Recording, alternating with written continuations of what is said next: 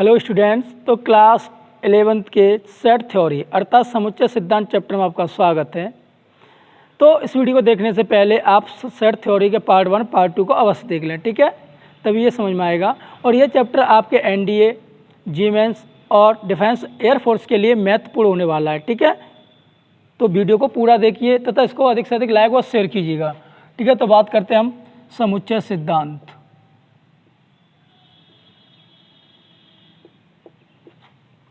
समुच्चय सिद्धांत अर्थात सेट थ्योरी, ठीक है। तो चलिएगा अब देखते हैं, जैसे कि हमने पिछली वीडियो में पढ़ा था, ठीक है, समष्टि समुच्चय, ठीक है, सम्मिलन ऑफ समुच्चय, ठीक है, यानी कि समुच्चयों का योग, फिर समुच्चयों का सर्वनिष्ठ यानी इंटरसेक्शन ऑफ सेट्स, ठीक है ना।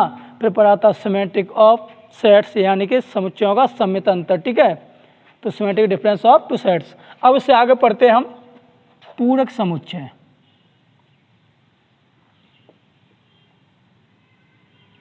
पूरक समुच्चय, ठीक है, इसको बोलते हैं कॉम्प्लीमेंट सेट, ठीक है ना, कॉम्प्लीमेंट सेट। अब ये क्या होता है, तो ध्यान दीजिएगा, यानी कि किसी समुच्चय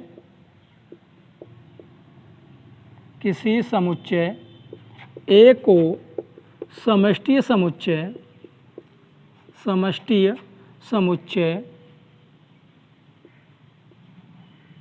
U से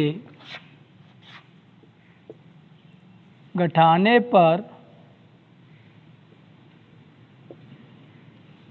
या अंतर करने पर, ठीक है, से घटाने पर प्राप्त समुच्चय पूरक समुच्चय कहलाता है। पूरक समुच्चय कहलाता है, जिसे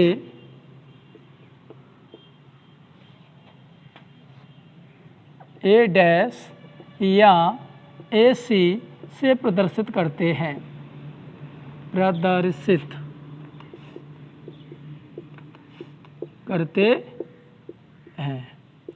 ठीक है ना। तो इतना सा ध्यान देखना है, किसी समुच्चय ए को समष्टि समुच्चय यू से घटाने पर जो हमें समुच्चय प्राप्त होता है उसी को हम बोलते हैं क्या, कॉम्प्लीमेंट सेट अर्थात पूरक समुच्चय, जिसे हम डिनोट करेंगे किससे, ए डैश या ए सी से, ठीक है। तो इसका फॉर्मूला बन जाएगा अर्थात ए डैश या ए सी इजकल टू यू माइनस ए। तो ये आपका फॉर्मूला बन जाएगा, ठीक है, इसको ध्यान में रखना है, ठीक। तो इसका डायग्राम देखें,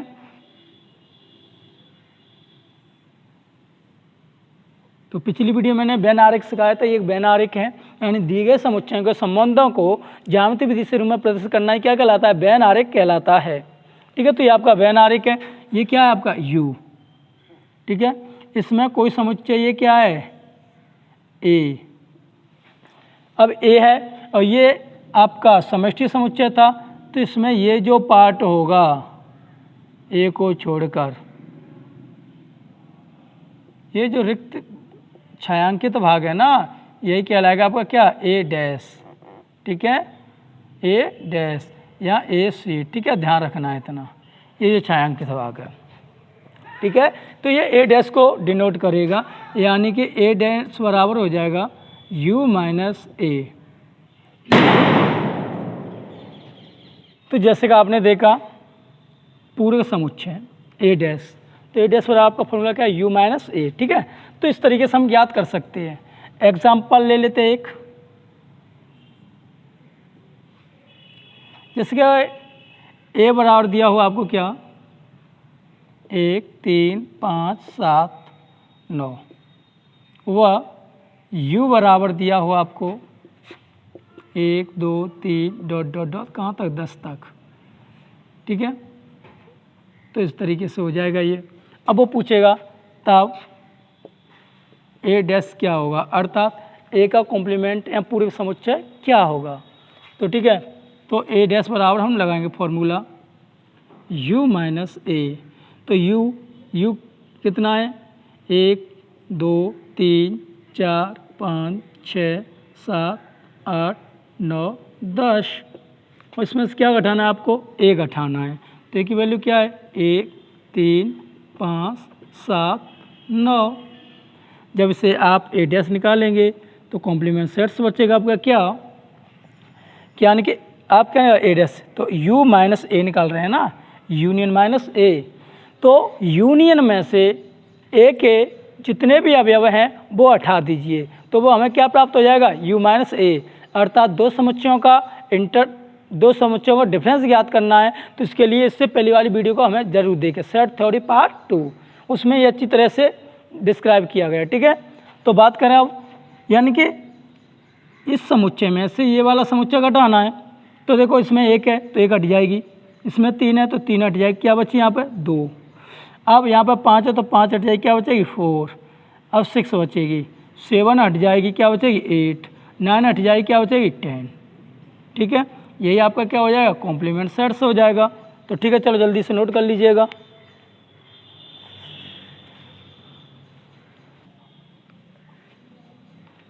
तो चलिए इसे मिटा देते हैं।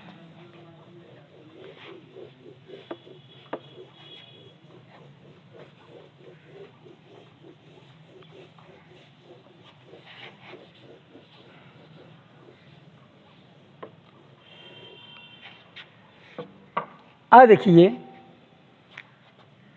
कुछ समुच्चय, जैसे कि हम बात करें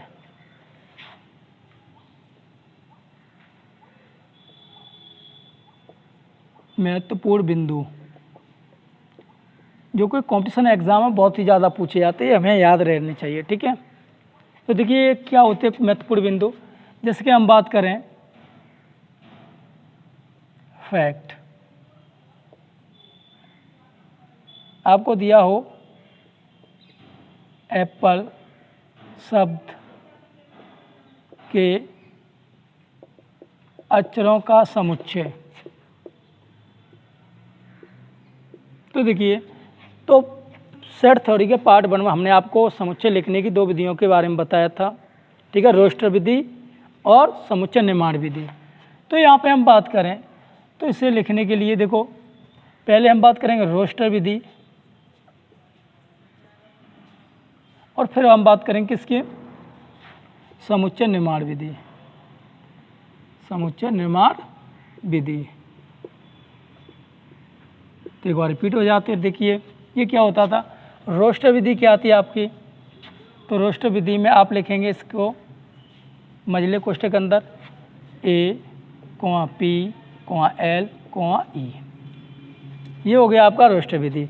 तो ध्यान रखना, किसी भी वर्ड या किसी भी शब्द का हम जब समुच्चय लिखते हैं तो उसके प्रत्येक अक्षर को अलग अलग करके लिखते हैं, क्योंकि प्रत्येक शब्द 2 या 2 से अधिक अक्षरों से मिलकर बना होगा, 1 या 1 से अधिक अक्षरों से मिलकर बना होगा, क्योंकि A4 1 होता है। तो हमें ये देखना है कि कोई शब्द जितने अक्षरों से मिलकर बना है वो सभी अक्षर उसके क्या कहलाते हैं? अवयव कहलाते हैं। और समुच्चय लिखते समय किसी भी अवयव की पुनरावृत्ति नहीं होती, तो इस बात को ध्यान में रखें। ठीक है, यानी कि एप्पल शब्द के अक्षरों का समुच्चय लिखेंगे आप तो एप्पल, तो देखिए P कितनी बार आया है? 2 टाइम्स आया है, 2 बार आया है, तो इसमें से केवल एक ही बार प्रेजेंट किया जाएगा इसे। ठीक है, L और E, तो ये आपकी कहलाएगी रोस्टर विधि, यानी कि समुच्चय की वह विधि जिसमें उसके प्रत्येक अवयव को दर्शाया जाता है, तो वो कहलाती है क्या? उसकी रोस्टर विधि। जबकि समुच्चय निर्माण विधि क्या होती है? तो इसमें हमने बताया था इसे एक तर्क विधि द्वारा लिखा जाता है। जैसे कि हम बात करें एक्स सच डेट एक्स, तो यहाँ पे एक्स हमने एक अपनी तरफ से चर राशि मान ली, लेकिन एक्स यहाँ पे क्या है? तो यहाँ पे हमें प्रेजेंट करना पड़ेगा जो समुच्चय में दिया हुआ है। एक्स है तो एक्स सच डेट एप्पल शब्द का एक अक्षर है। ठीक है, इस तरीके से लिखना पड़ेगा जो समुच्चय में दिया होता है। तो ये दोनों विधि बहुत ही इजी है। ठीक है, इस बात में कोई दिक्कत नहीं होनी चाहिए। अब इसका दूसरा फैक्ट देखते हैं। जैसे कि हम बात करें दो समुच्चय A व B के लिए, ठीक है। यहाँ पर हमें दो समुच्चयों की बात करनी है, यानी कि ए और बी दो कोई समुच्चय हैं, ठीक है। ए समुच्चय की कॉर्डिनल संख्या यानी कि एन ए बराबर होने मानी क्या है पी, ठीक। और बी की कॉर्डिनल संख्या कितनी मान ली क्यू। तो यहाँ से कई बार कंपटीशन में या बोर्ड एग्जाम में क्वेश्चन बनते हैं। जैसे कि हम बात करें कि ए यूनियन बी में मिनिमम अक्षर कितने होंगे या मिनिमम अवयव कितने होंगे, ठीक है।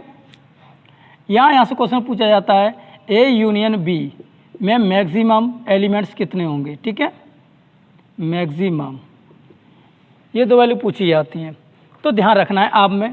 तो यहाँ पे हमने ए में कॉर्डिनल संख्या कितनी ली है पी और बी की कॉर्डिनल संख्या कितनी ली है क्यू। तो यहाँ पे हम रिप्रेजेंट कर देते हैं पी बड़ी है क्यू से, ठीक है, यानी कि P greater than two Q. तो यहाँ पे अब जब ए यूनियन बी मिनिमम निकालेंगे तो इसके लिए वैल्यू हो जाएगी क्या पी, ठीक है। और ए यूनियन बी की मैक्सिमम वैल्यू निकालेंगे तो वो हो जाएगी आपकी पी प्लस क्यू। ये दोनों फैक्ट हमें याद रखने हैं, ठीक है।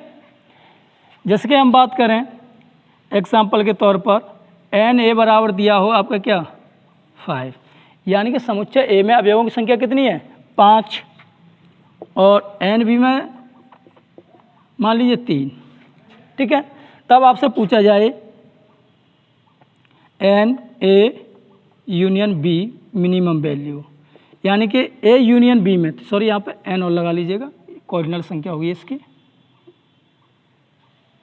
तो देखिए अब ए यूनियन बी की कॉर्डिनल संख्या मिनिमम रूप में पूछी है, यानी कम से कम कितनी होगी।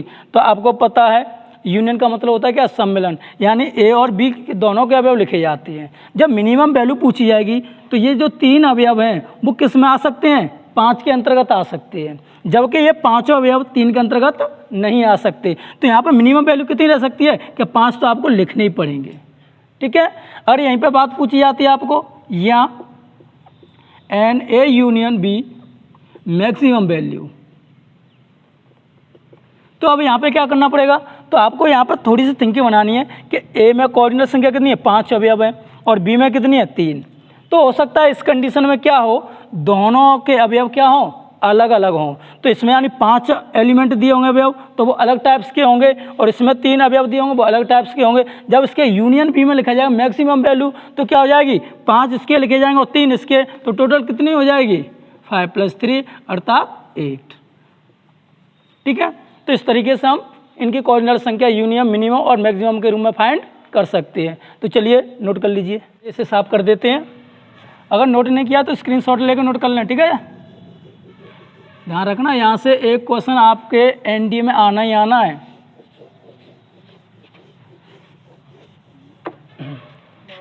चलो अब देखते हैं नेक्स्ट फैक्ट, ठीक है। यानी कि 2 समुच्चय हैं ए व बी के लिए, ठीक है।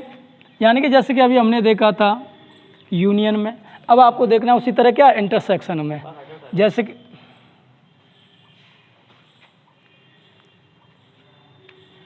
तो 2 समुच्चय ए व बी के लिए, ठीक है। तो अब हमें अभी हमने देखा था यूनियन में निकाला था रिलेशन इसका, अब निकालना किस में इंटरसेक्शन में। तो देखिए मान लीजिए ए की कोऑर्डिनल संख्या आपकी क्या है पी, ठीक है, वह बी की कोऑर्डिनल संख्या कितनी है आपकी क्यू, जहाँ P greater than two Q, ठीक है। तो इस कंडीशन में क्या होगी, तो देखिए ए इंटरसेक्शन बी, यहाँ पर भी मिनिमम और मैक्सिमम वैल्यू पूछी जाती है, ठीक है, तथा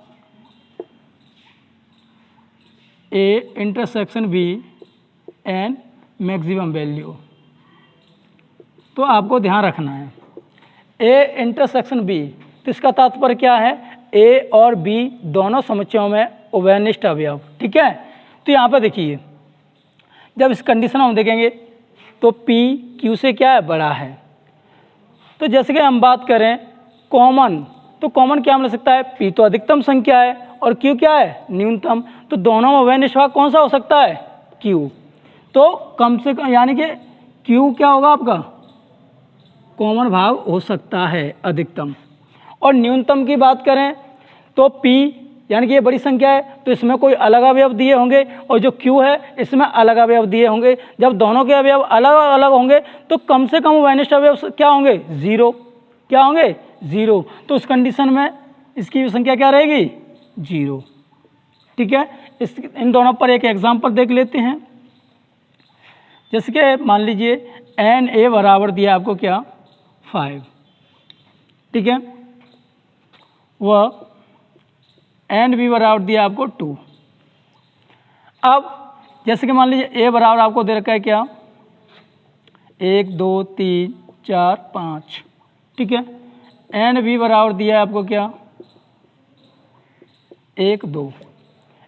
या NB बराबर हो सकता है, इन्हें छोड़कर मान लो कोई 9 10 दिया हो, तो समझो किस में लगेगा? मझला कोष्ठक ले लीजिए यहाँ पे। ठीक है, तो देखिए यहाँ पर दो कंडीशन पूछी जाएंगी आपको, N A intersection B minimum. ठीक है, और N A intersection B maximum. तो देखिए ए में कितने अवयव है? 5। और एन बी को हमने दो तरीके से समुच्चयों में लिख लिया है।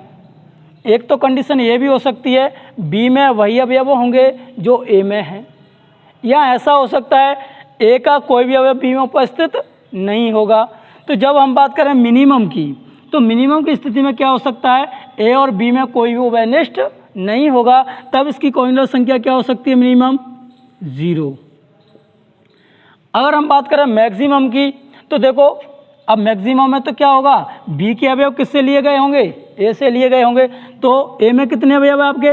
5 अवयव हैं, और बी में कितने? 2। तो यहाँ से देखिए उभयनिष्ठ अधिक से अधिक कितने मिल सकती हैं? 2 ही मिलेंगे ना, तो 2 मिलेंगे, तो इसकी मैक्सिमम संख्या क्या हो जाएगी? 2। तो इस बात को थोड़ा सा ध्यान में रखना है। याद ए इंटरसेक्शन बी की मिनिमम कोऑर्डिनल संख्या पूछी जाएगी तो हमेशा क्या रहेगी? 0। मिनिमम कोऑर्डिनल संख्या क्या रहेगी? 0।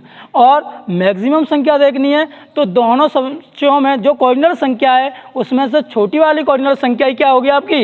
ए इंटरसेक्शन बी की मैक्सिमम संख्या होगी। ठीक है, तो चलिए इसे नोट कर लीजिए। अपनी वीडियो को हम यहीं पर समाप्त करते हैं।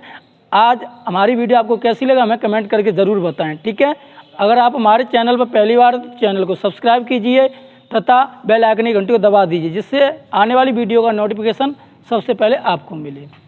ठीक है।